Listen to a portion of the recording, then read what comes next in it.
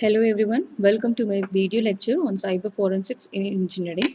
In this video lecture, we are going to learn and discuss about Unit 1, Introduction to the Computer Forensics. So these are the topics included in the Unit 1. So the first topic is Introduction to Traditional Computer Crime. So let us discuss about what is computer crime and the other general terms. Computer crime, a general term that has been used to denote any criminal act which has been facilitated by the computer use. Such generalization has included both internet and non-internet activity. So these are the various examples included in the computer crime: theft of components, counterfeiting, digital piracy or copyright violation, hacking and child pornography. Digital crime, a term used to refer any criminal activity which involves the unauthorized access, dissemination, manipulation, destruction, or corruption of electronically stored data. And next one is cyber crime, a specific term used to refer any criminal activity which has been committed through or facilitated by the internet. And next one is computer forensics. The goal of the computer forensics is to do a structured investigation and find out exactly what happened on a digital system and who was responsible for it.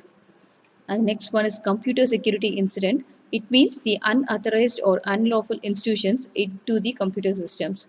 Like scanning a system means that the systematic probing of ports to see which ones are open.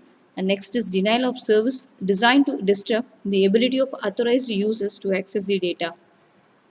And malicious code, it means any program or the procedure that makes the unauthorized actions like virus, worm or Trojan horse. And the next one is traditional computer crime. So this includes phreaking, hacking, computer as commodities, theft of intellectual properties. So the first one is phreaking. Phreaking involves the manipulation of telecommunication carriers to gain knowledge of telecommunications and or theft of applicable services. It is also identified broadly as a telecommunication fraud. Phreaking includes any activity that incorporates the illegal use or manipulation of access codes, access stones, PBX or switches. The theft of telephone access code is stealing the access code from unsuspecting individuals while they are dialing is called shoulder surf. Next one is hacking.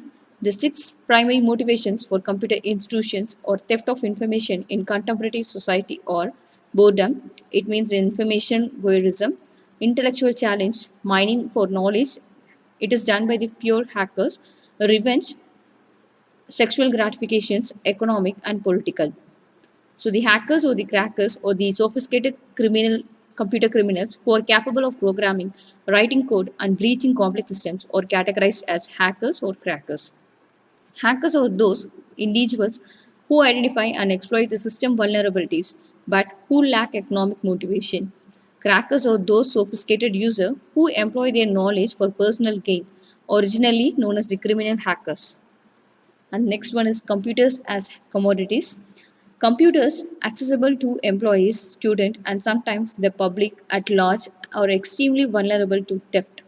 The theft and the resale of integrated chips has proven to be the most lucrative of component theft.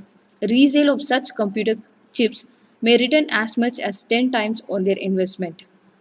So the black mark dealers and the gray mark dealers so are also involved in this theft.